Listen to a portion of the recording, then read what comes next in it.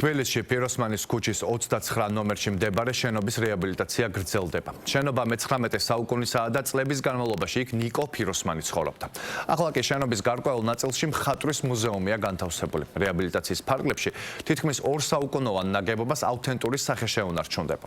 შენობის დიდი ნაწილი კერძო საკუთრებაა და იქ 60-მდე ადამიანი ცხოვრობს. რეაბილიტაციის პერიოდში ისინი მერიას ქირით ყავს გაყვანილი. შენობის განახლების შემდეგ კი მათ სრულად გარემონტებული საცხოვრებელი ფართები გადაეცემათ. პროექტის ღირებულება 8 მილიონი ლარია. პროექტის დასრულება მიმდინარე წლის ბოლოს იგეგმება. აღნიშნული შენობა ნაგებობა საინტერესოა იმ თვალსაზრისითაც, რომ აქ ცხოვრობდა პიროსმანი.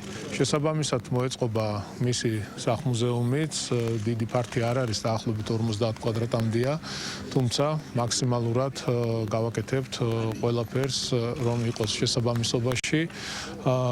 სამუშაოები მიმდინარეობს ყოველდღიურ რეჟიმში. აღნიშნულ მისამართზე ცხოვრობდა 60-მდე მოსახლე, რომელიც გაყვანილია ქირით, სანამ არ დასრულდება. მანამდე გაყვანილი იქნებიან ქირით და როდესაც დასრულდება ეს მისამართი, გადაეცემათ სრულიად გარემონტებული და კეთილმოწყობილი ბინები ამ 60 მოსახლეს.